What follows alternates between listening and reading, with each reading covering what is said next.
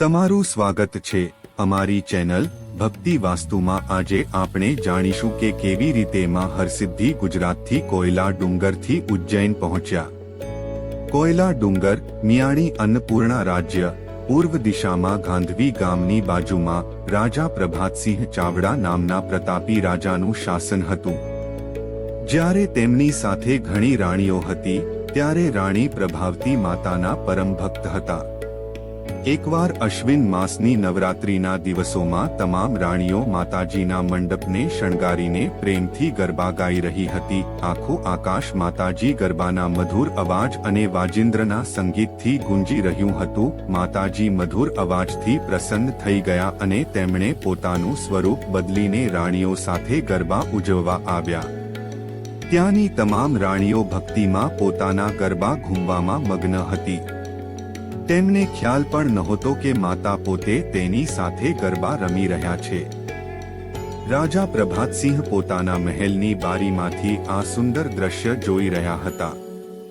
તેણે જોયું કે 7 રાણીઓ સાથે બીજી સુંદર શરીરવાળી કોણ હતી।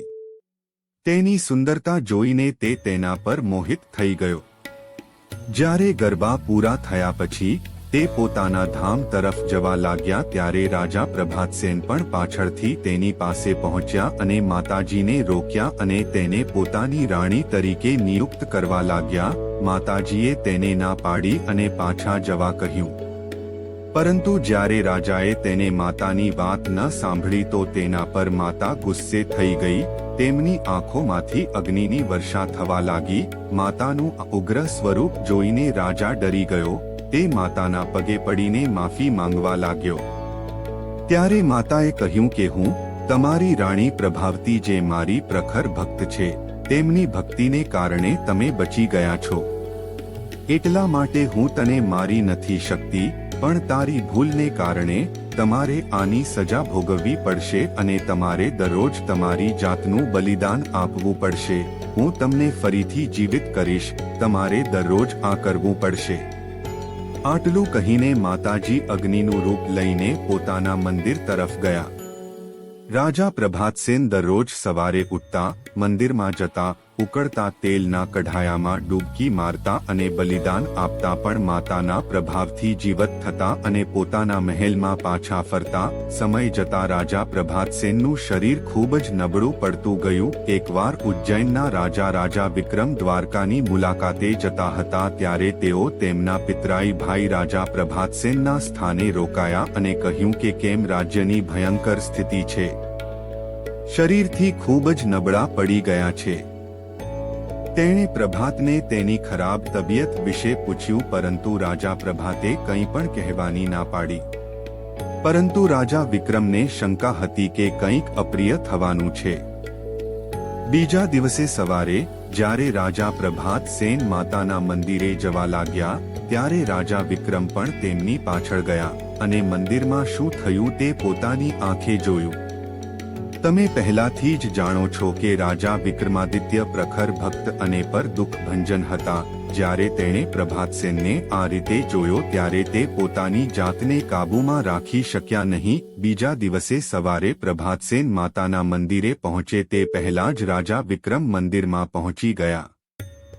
તેણે પોતાના આખા શરીર પર છરીઓ વડે કટ કર્યા અને તેમાં સુગંધી દ્રવ્યો ભર્યા અને ઉકળતા તેલની કઢાઈની મધ્યમાં કૂદીને પોતાનું બલિદાન આપ્યું। પછી આખા મંદિરમાં સુગંધિત પદાર્થોને કારણે સુગંધ ફેલાઈ ગઈ। માતાજી તરત જ પ્રગટ થયા અને વિક્રમને પાછો સજીવન કર્યો અને કહ્યું કે હું વિક્રમની ભક્તિથી પ્રસન્ન થઈને વરદાન આપું છું। આ દરમિયાન વિક્રમ રાજાએ કહ્યું, પ્રભાતસેનને તેની સજામાંથી મુક્ત કરો। આના પર માતાજીએ તથાસ્તુ કહ્યું અને કહ્યું કે તમે આ વરદાન પ્રભાતસેન માટે માંગ્યું છે, તારા માટે વધુ વરદાન માટે પણ પૂછ્યું, તારા માટે પણ માગ। તેના પર વિક્રમ રાજાએ કહ્યું, માતા, હું ઈચ્છું છું કે દરરોજ પ્રથમ દશેન અને તમારા આશીર્વાદ હંમેશા મારા પર રહે। અને કહ્યું, માતા, હું તને વિનંતી કરું છું કે તમે મારી સાથે ઉજ્જૈન શહેરમાં આવો। પછી માતાએ કહ્યું, હું તમારી સાથે ઉજ્જૈન આવી શકું છું, પણ હું આ જગ્યાને કાયમ માટે છોડી શકતી નથી। હું રાત્રે ઉજ્જૈનમાં રહીશ અને બીજા દિવસે સવારે હરસિદ્ધ તેમ કહી માતાજી એ વિક્રમને કહ્યું કે તું આગળ વધ અને હું ઉજ્જૈન સુધી તારી પાછળ આવીશ, પણ તમે જ્યાં પાછળ જોશો ત્યાંથી એક ડગલું પણ આગળ વધીશ નહીં. રાજા વિક્રમ તેના પવનના ઘોડા પર સવાર થઈને ઉજ્જૈન શહેર તરફ આગળ વધવા લાગ્યા. જ્યારે તે શિપ્રા નદી પાસે પહોંચ્યો ત્યારે તેને લાગ્યું કે માતા ગુસ્સે થઈ રહી છે. તેને પાછળ જોવાનું મન થયું. તેણે પાછળ ફરીને જોયું તો માતા ત્યાં જ હતી. પછી તે અટકી ગઈ. વિક્રમ રાજા ઉજ્જૈન શહેરની ખૂબ નજીક હતો. તેણે કહ્યું, હું તને મારા ઘરે આવવા વિનંતી કરું છું.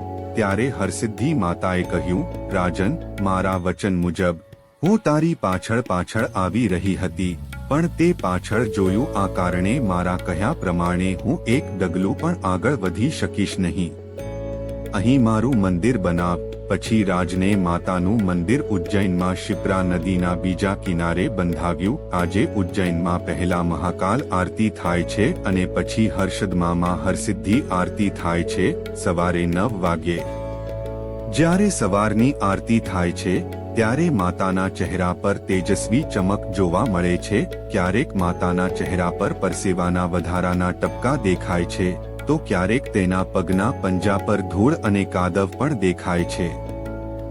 આજે પણ માતા હરસિદ્ધિ હર્ષદ અને ઉજ્જૈન બંને જગ્યાએ હાજરા હજુર છે, પોતાના ભક્તોની રક્ષા કરવા અને તેમને દરેક મુશ્કેલીમાંથી બચાવે છે. આવી માતાને વંદન. અગર આ વિડિયો સારો લાગ્યો હોય તો અને માતાજીને માનતા હોય તો ચેનલને લાઈક, શેર અને સબસ્ક્રાઇબ જરૂર કરો. જય જરૂર કરો. જય મા હરસિદ્ધિ. જય માતાજી.